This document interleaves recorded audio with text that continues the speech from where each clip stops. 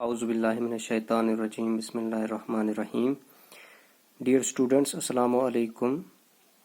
Today's video lesson is for the students of class 7th. Subject is English and the topic is Lal Ded. Dear students, before we start, please open your textbooks on page number 10 and listen carefully. Lal Ded 1320 to 1392, a 14th century poet, was born in Padmanpur near Pampur, Pulwama. Lal Ded 1320 عیسوی میں پیدا ہوئی اور 1392 عیسوی میں ان کا انتقال ہوا. وہ ایک 14ویں صدی کی ایک مشہور شاعرہ تھی جن کا جنم پدمن پور قصبہ پامپور جو کہ ضلع پلوامہ میں ہے وہاں پہ ان کا جنم ہوا. She is known by various appellations like Lalla, Lal Arifa, Mai Lal Didi, Laleshwari, Lal Yogeshwari and Lalla the Great. انہیں بہت سارے القاب سے جانا جاتا ہے جس میں للا، لل عارفہ، مائی لل دیدی، للیشوری، لل یوگیشوری and Lalla the Great. She is the most respected and renowned woman saint poet of Kashmir. وہ کشمیر کی بہت بڑی صوفی شاعروں میں ان کا شمار ہوتا ہے اور وہ اپنی شاعری سے بہت اچھی چھاپ چھوڑ کے چلی گئی ہیں. She was married at the age of 12. ان کی شادی 12 سال کی عمر میں ہوئی. But her married life proved unhappy and she left her in-laws at the age of 24 to take sannyas renunciation. لیکن ان کی شادی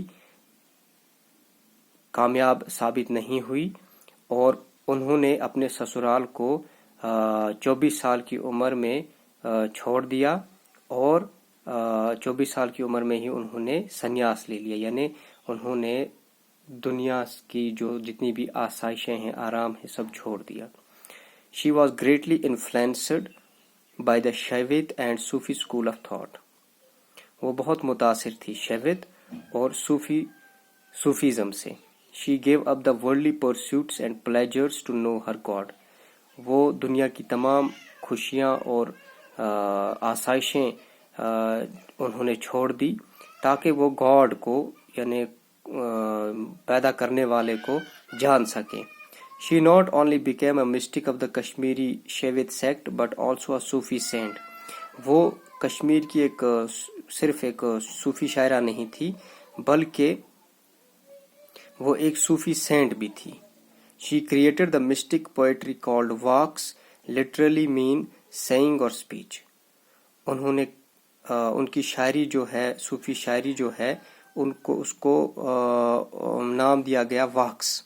ان کی شاعری کو واکس کے طور پہ بھی جانا جاتا ہے جس کا مطلب ہے سینگ اور speech. Each vakh containing 4 lines. ہر ایک واک میں 4 لائنیں ہوتی ہیں. Is a short poem structured around a theme. یہ ایک چھوٹی سی پوئم ایک نظم ہوتی ہے جس کا ایک تھیم ایک موضوع ہوتا ہے. پاپولرلی نون ایز لل واکس. اور ان واکس کو عام طور پہ جانا جاتا ہے لل واکس کے. Her poetry is considered as the earliest composition in Kashmiri language. ان کی شاعری جو ہے کشمیر کے ابتدائی شاعری مجموعے جو ہیں ان کے طور پہ اس کو جانا جاتا ہے. And plays an important role in the history of Kashmiri literature. اور کشمیر کے ادب میں لل واکس کا جو بہت اہم رول ہے.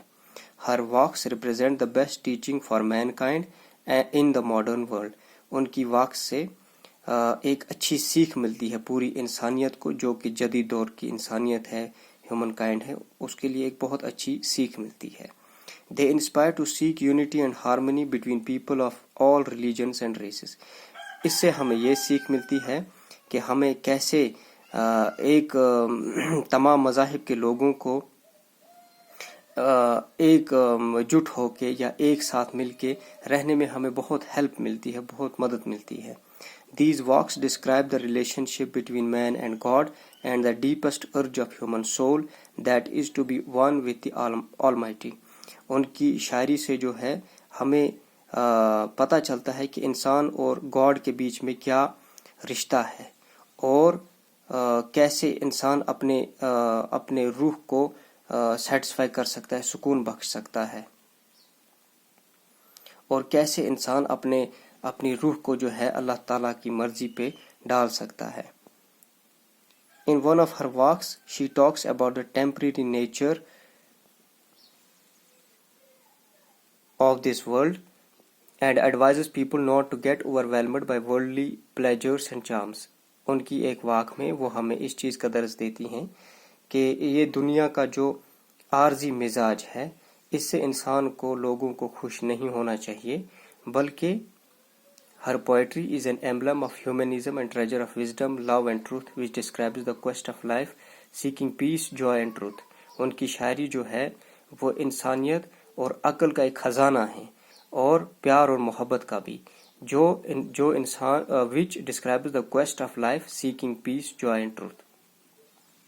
جو انسان کے اندرون، جو انسان کی زندگی کی جو تلاش ہے، جو انسان امن کی تلاش میں رہتا ہے، یا خوشی کی تلاش میں رہتا ہے، یا سچ کی تلاش میں رہتا ہے، وہ اس چیز سے بخوبی حاصل کر سکتا ہے۔ which describes it reveals the real essence of religion.